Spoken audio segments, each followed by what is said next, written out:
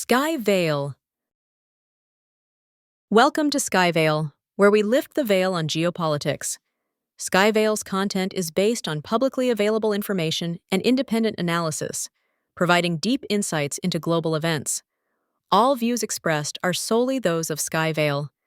This does not constitute ideological, political, legal, or financial advice.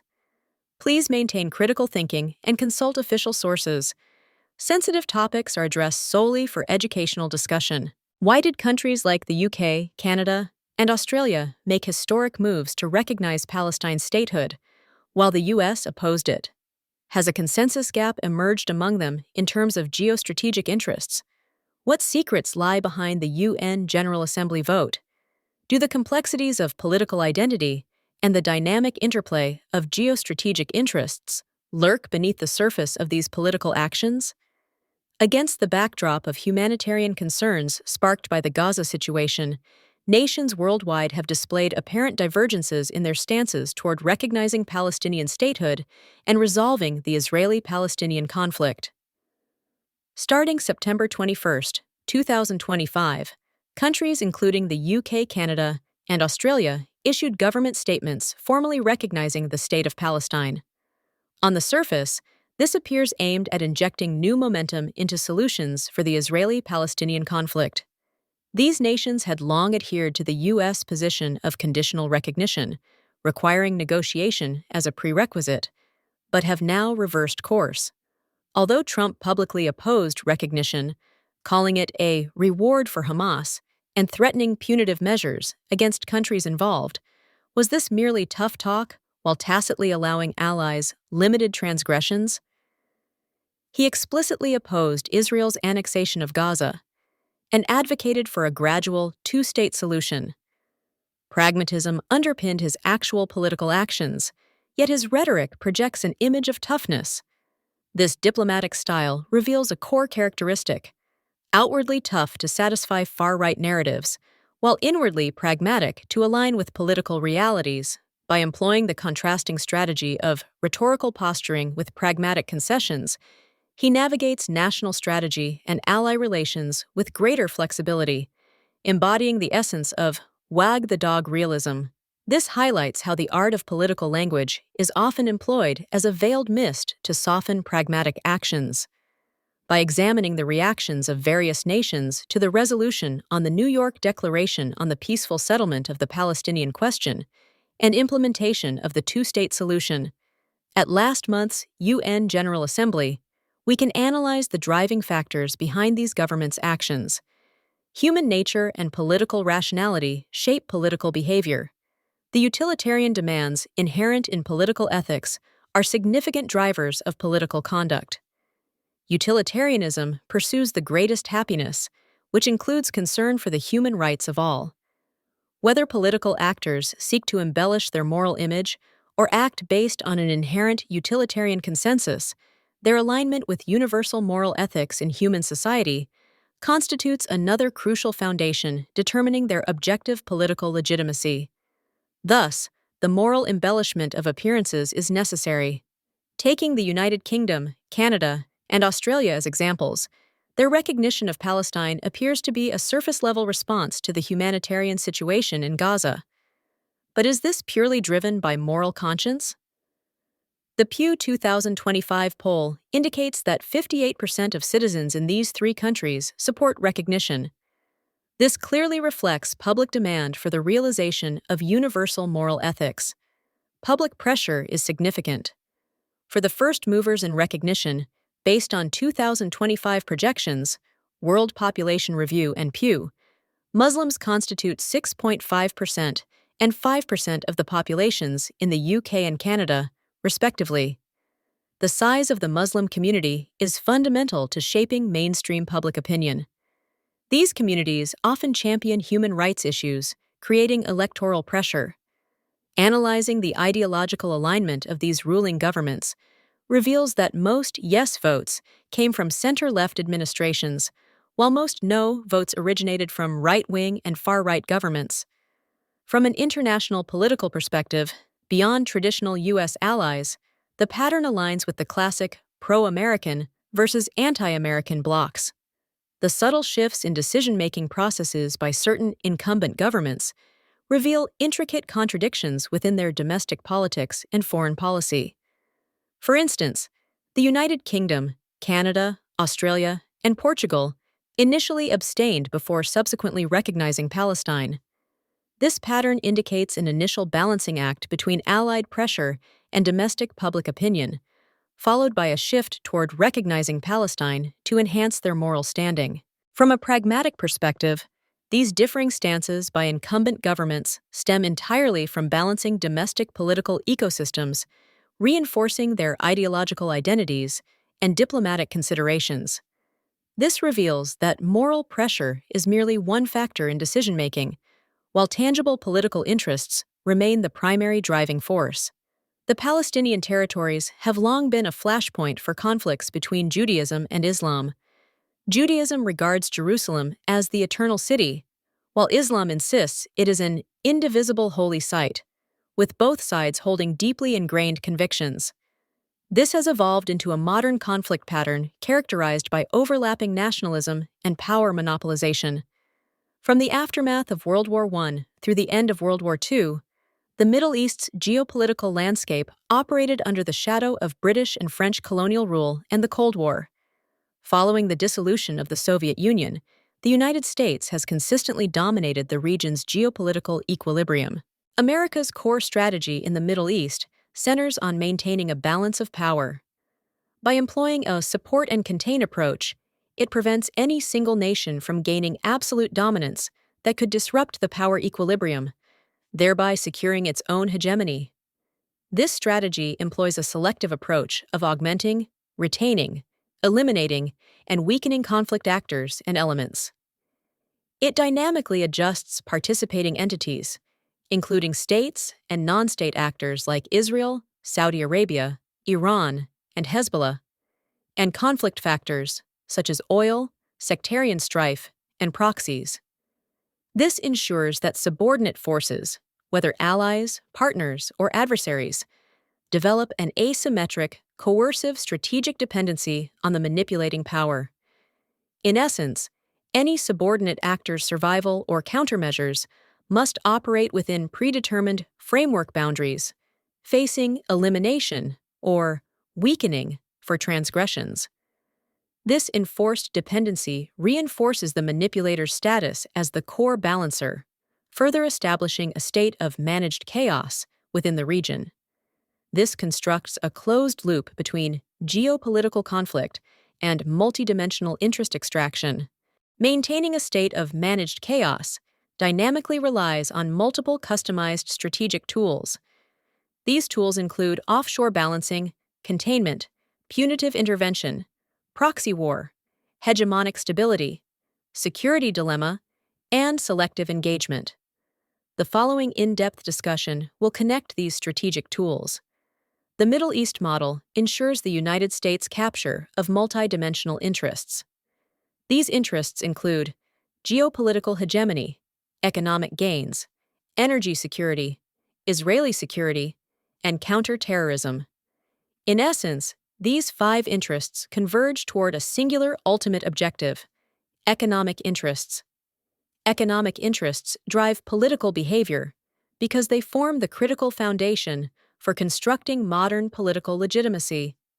Based on the contemporary Western democratic model, a government's practical legitimacy hinges on a crucial cornerstone: the stability of power groups. Power groups typically comprise entities engaged in fundamental national survival activities, including finance, defense, energy, and technology.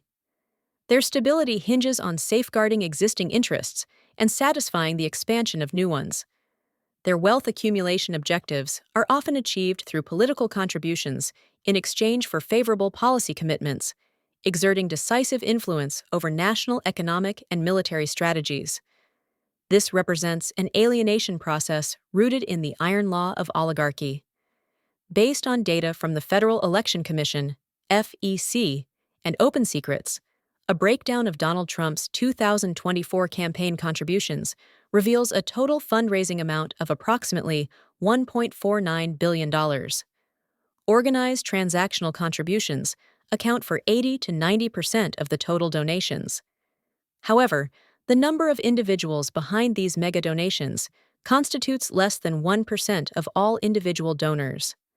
Contributions from the military-industrial complex, MIC, Energy Capital, and the American Israel Public Affairs Committee, AIPAC, total approximately $51 million.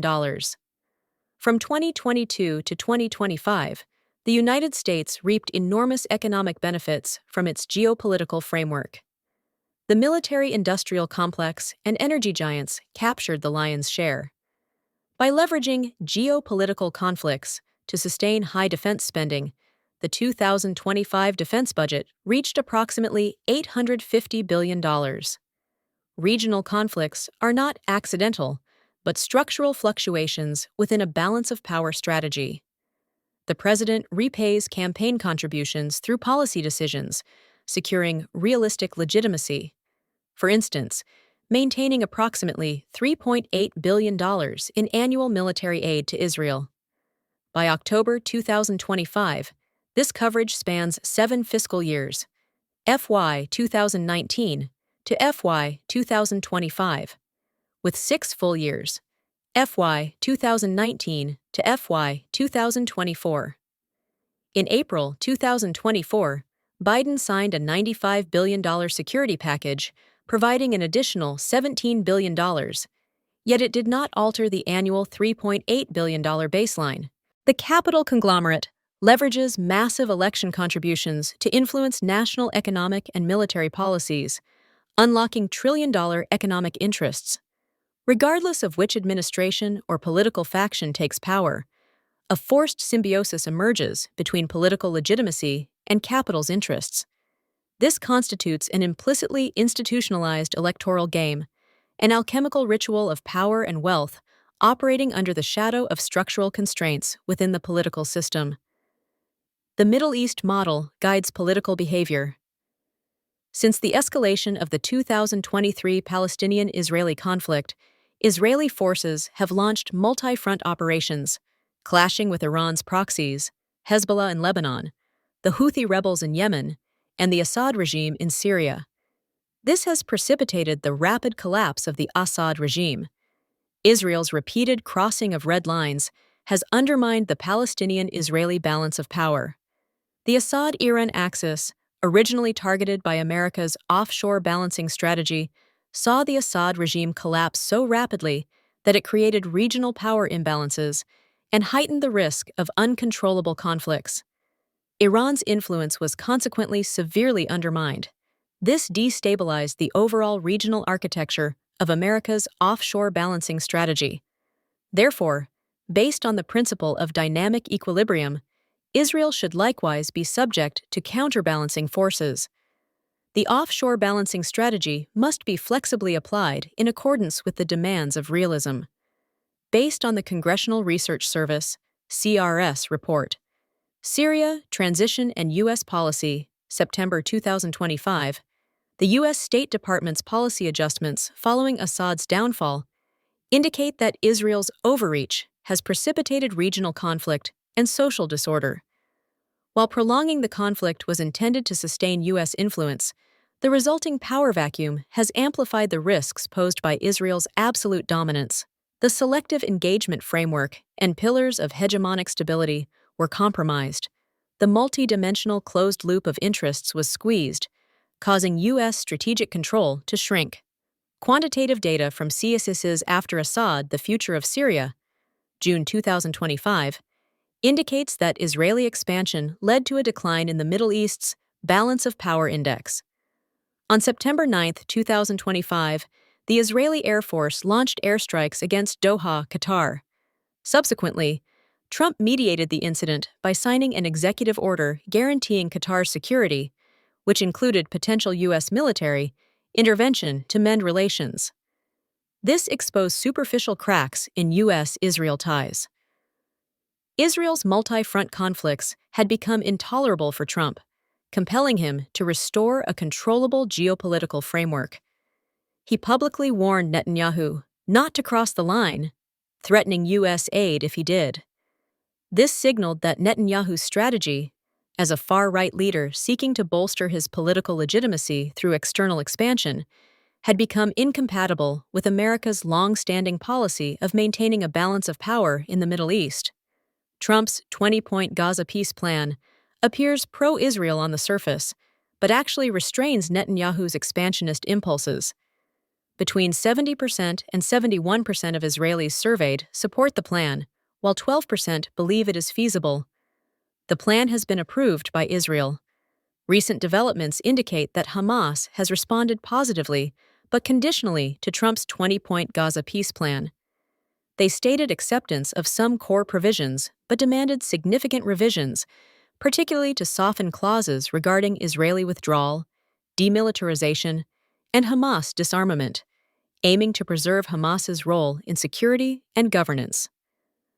Hamas's statement made no mention whatsoever of the plan's core demands for Gaza's demilitarization and Hamas's disarmament. It emphasized that broader issues concerning Gaza's future must be resolved within the framework of Palestinian national self-determination, explicitly stating Hamas's participation in this process. Trump hailed this as significant progress, while Netanyahu dismissed it as meaningless. Given Hamas's current predicament, it urgently needs breathing room through some form of peace agenda. As of now, the first phase agreement of Trump's 20-point Gaza peace plan has been signed. Have you noticed? The Israel-Palestine situation always gets forcibly pulled back into a state prone to confrontation.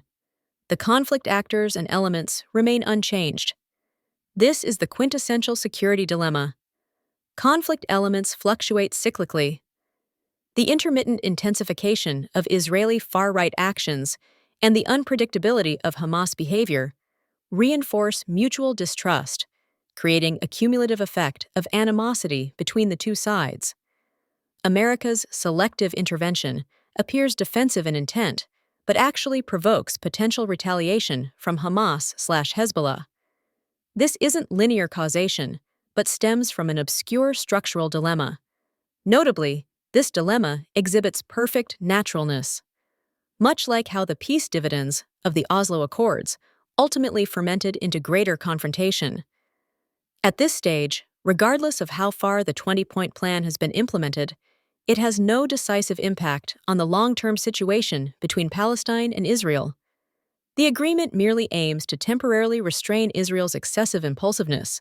For Trump, however, it serves as an opportunity to continue accumulating political capital as a leader of a major power. Since the escalation of the 2023 Israel-Palestine conflict, two successive U.S. administrations have granted Netanyahu ample time to consolidate the political legitimacy of his extreme right-wing policies. Examining the timeline reveals that after the conflict intensified in 2023, Biden failed to timely intervene against Netanyahu's military operations in Gaza and Lebanon. Ostensibly pursued as a political solution, this approach actually balanced the interests of the military-industrial complex, MYC. Following the 2023 Gaza conflict, U.S. arms sales to Israel surged to $17.9 billion, a historic peak, with M1C corporations, like Lockheed, profiting $15 billion, 2023 to 2025. Yet America's imperial structure cannot tolerate unlimited indulgence. Israel's advances into Lebanon/Syria regions, as ACLED data shows, have significantly eroded the Iranian axis's influence. Soufan Center data indicates regional power is shifting toward Israel. This compelled Trump to send a restraining signal. In September 2025, Trump publicly stated he would not allow Netanyahu to annex the West Bank. This move aimed to curb Israeli impulses and restore the security dilemma dynamic, not a moral pivot. However, when it comes to diplomatic etiquette toward Netanyahu, both being far-right governments and traditional allies, they must maintain firmness and consistency in policy positions and ideology. This reflects Trump's political acumen. He particularly focused on showcasing the strengthened personal rapport between the two leaders, rooted in their shared ideological front. This demonstrates exceptional diplomatic emotional intelligence. It also embodies the principle of political reciprocity. Within the Middle Eastern context, private political favors serve as the lubricant for strategic legitimacy. This manifests as a friendship narrative that masks the underlying pursuit of economic and electoral gains. Trump repaid IPAC donations through favors. Quantifying the scale of these favors via open secrets, CRS reports, and related news sources reveals that during his first term, Trump granted Netanyahu at least 5 major political favors to aid his election victory, thereby securing donations and voter support for himself. Based on the reciprocal favors model of president-ally relations, politicians often build shadow alliances through strategic privatization. Dynamics in 2025 indicate this model persists, yet such reciprocity is not boundless. Pressured by circumstances, Trump opted to fine-tune priorities, adopting a gradual approach to advancing the two-state solution to balance strategic interests with domestic public opinion. At this point, we have fully addressed the initial question. However, the future landscape of the Palestinian-Israeli situation and the Middle East remains shrouded in uncertainty. This region will forever be a battleground for great power rivalry. While Russia has scaled back its involvement due to the war in Ukraine, China's influence continues to grow. Thank you for watching. Feel free to share your thoughts in the comments section, but please keep the discussion civil.